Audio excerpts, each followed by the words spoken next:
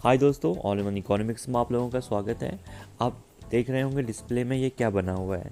यह है भारत का नक्शा और आपको रफ वर्क में ऐसे ही नक्शा बनाना होगा।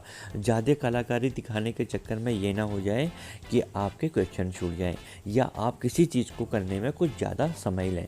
इस्पात कारखाने को समझने के लिए कई टाइप की आपको ट्रिक मिल जाएंगी, लेकिन ये ट्रिक सही नहीं है क्योंकि ये ट्रिक उसी समय के लिए याद रहती है। लेकिन आज पेपरों का स्तर इतना काफ़ी ऊंचा बढ़ चुका है कि हमारे पास इतनी चीज़ें याद करने के लिए समय नहीं है। तो आइए इसको समझिए। आप एक फ्रेम, हम कहते हैं कि एक नक्शा, इससे एक नक्शा मान लें भारत का, ईस्ट वेस्ट नॉर्थ साउथ। इन्हें मान के आप एक प्रैक्टिस करें। मेरा पेन थोड़ा स्लो चल रहा है क्योंकि ये डिजिटल पैड में मुझे काम करना पड़ता है। आप लोग इसको रफ में फटाफट बनाइए। अब इसको बनाने के बाद आपको यह पता होना चाहिए कि हमारे राज्य किस हैं। अब हमें पता तो है ना कि छत्तीसगढ़ लगभग किस एरिया में आता है, झारखंड किस एरिया में आता है, पश्चिम बंगाल किस एरिया में आता है और उड़ीसा आपके किस जगह में आता है।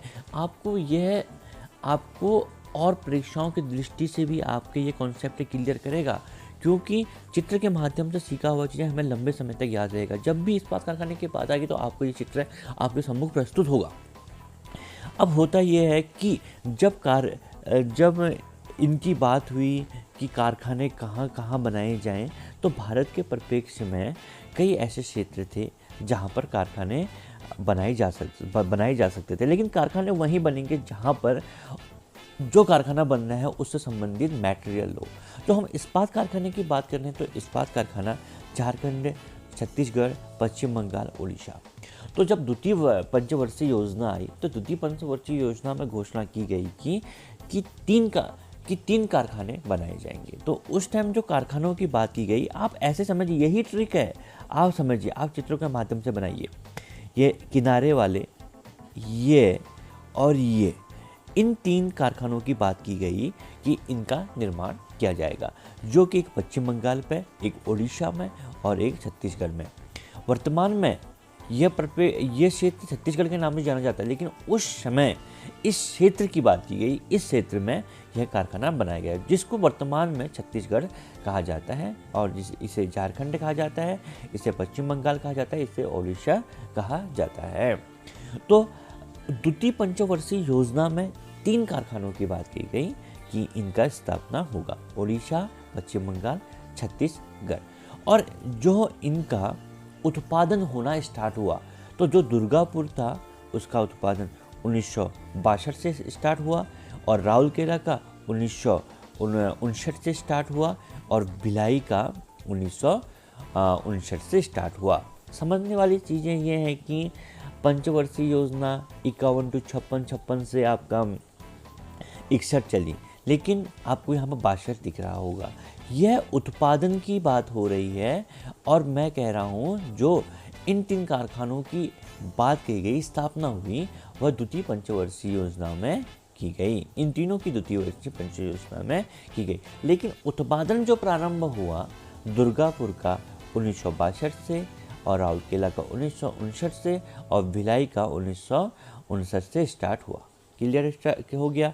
और जो बोकारो की घोषणा हुई वो तृतीय पंचवर्षीय योजना से हुई। अब देखो, मैप के माध्यम से आपको पता चलेगा कि हमने जो झारखंड बनाया है इस एरिया में बनाया है, तो यहाँ पर हमने थर्ड लिखा हुआ है और आपको बाकी पता है यह सेकंड, यह सेकंड और यह सेकंड। तो जब आपको ये क्वेश्चन आएगा तो आपके चित्र में, आपके मस्तिष्क में आपको ये चित्र दिखेगा कि हाँ, जो ऊपर में था वो तिथि था, बाकी जो डबल। तो आप इससे आइडिया लगा लेंगे कि कौन सा क्षेत्र किशोर है और ये किस पंचवर्षीय योजना में इसका उत्पादन हुआ। तो ये क्लियर हो चुका है कि आपका जो तृतीय पंचवर्षीय योजना में बोकारो स्टेबल हुआ और राउरकेला, दुर्गापुर और भिलाई, ये आपके सेकंड पंचवर्षीय योजना में हुआ। अब याद करने वाली चीज़ें होती है कि कौन सा जो इस्पात कारखाना है वो कहाँ हुआ। देखो, बोकारो जो इस्पात कारखाना है वो एशिया का सबसे बड़ा कारखाना है और सबसे ज़्यादा जो इस्पात मिलता है वो मिलता है झारखंड में।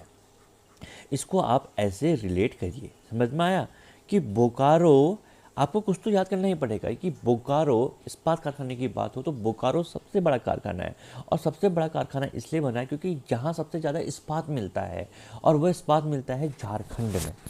क्लियर हो गया, इस चीज़ को आप समझ गए। और भिलाई, जो भिलाई है वह आपका छत्तीसगढ़ में है, और जो दुर्गापुर है वो पश्चिम बंगाल में है, और उड़ीसा राउरकेला में है। अब यहाँ से इनको कोरिलेट करिए कि राउरकेला केला उड़ीसा में बहुत ज़्यादा होता है, क्योंकि केला ऐसी जगह में होता है जहाँ पानी की मात्रा बहुत ज़्यादा हो। तो यह क्षेत्र को आप ऐसे कोरिलेट करिए यार, केला जो नीचे एरिया में क्षेत्र होते हैं, वो केरल हो गया, उड़ीसा हो गया, इस एरिया में तमिलनाडु हो गया, तो इन क्षेत्रों में केले का उत्पादन बहुत ज़्यादा होता है, तो उड़ीसा राउरकेला। अब आप ऐसे इसको कोरिलेट करिए, यही ट्रिक है।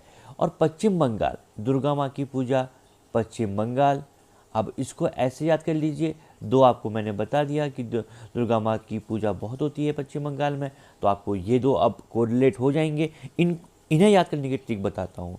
और बोकारो को तो आप याद करने की ज़रूरत नहीं है, क्योंकि बोकारो मैं बता चुका हूँ कि बोकारो सबसे बड़ा, एशिया का सबसे बड़ा इस्पात कारखाना है। तो और ये कारखाना जो क्षेत्र में सबसे ज़्यादा इस्पात मिलता है वो झारखंड है। अब बच गया क्या, झारखंड है। अब हर चीज़ याद करने की ज़रूरत थोड़ा है, आपको 2 या 3 के 3 याद हो गए तो भिलाई छत्तीसगढ़, तो ये कारखाना, ये चीज़ें पूरा हो गई। अब आता है कि कौन सा क्षेत्र किसके माध्यम से। देखिए ऊपर के जो दोनों क्षेत्र हैं वह रूस, बोकारो और भिलाई दोनों रूस की सहायता से प्रारंभ हुए, और दुर्गापुर ब्रिटेन और राउरकेला आपका जर्मनी। अब इनमें से एक की ट्रिक बना देते हैं, ठीक है। दुर्गापुर ब्रिटेन और राउरकेला ये आपका जर्मनी। अब आपको इनमें से एक चीज़ को कोरिलेट कर देना है कि यार इसका संबंध किससे होगा। देखो यहाँ पर टॉ है ब्रिटेन, और यहाँ पर दो, तो इसको याद कर लीजिए। स्टार्टिंग का जो दो है वह टॉ की तरह दिखता है। बस, अगर याद नहीं हो रहा है, वैसे तो दुर्गापुर ब्रिटेन आपको याद हो जाएगा, लेकिन फिर भी नहीं याद होता है तो मैं आपको सिर्फ इतना बता देता हूँ। कुछ भी आप अपनी ओर से कर लीजिए जो आपको याद रहे, अपना बनाया हुआ कुछ ज़्यादा याद रहता है। देखो दो और टॉ, लेकिन यहाँ पर न जॉ मैच कर रहा है, न मॉ मैच कर रहा है, न नो मैच कर रहा है, लेकिन यहाँ पर दो और टॉ आपको मैच कर रहा है, यह आपको याद हो जाएगा। देखिए उत्पादन कब से प्रारंभ हुआ ये ज़्यादा इंपॉर्टेंट नहीं रखता है, लेकिन मैं फिर भी आपको बता दिया। तो इस्पात कारखाने में समझने लायक अब कुछ भी नहीं है, आपके हर क्वेश्चन बन जाएंगे। अब क्वेश्चन किस प्रकार से आएंगे सुनिए, कि बोकारो किस राज्य में स्थापित है। बोकारो सीधे आपको याद आ जाएगा झारखंड है।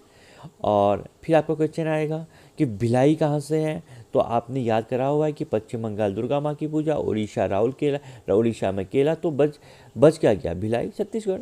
अब पूछेगा कि किसकी स्थापना, किस राज्य किस देश ने किसकी स्थापना की, तो भैया पता है ऊपर के जो भी भिलाई और बोकारो है वो रूस की स्थापना से, और दुर्गापुर ब्रिटेन। तो यह एक ट्रिक है। अब ट्रिक का मतलब ये नहीं था कि छोटा सा सेंटेंस बना के आपको याद कर लो, आपको पूरा कॉन्सेप्ट है। अब जब भी आप एग्जाम में बैठेंगे तो आपको सीधे इस बात का ये चित्र याद आएगा। अब 5-6 बार आप इसको प्रैक्टिस कर लीजिए, और फिर कभी महीने में फटाफट एक चित्र बना लीजिए, आपको सब कुछ याद हो जाएगा। ये मेरा विश्वास है, आप एक बार करके देखें, आपको बहुत सही लगेगा। तो thank you so much for watching my video.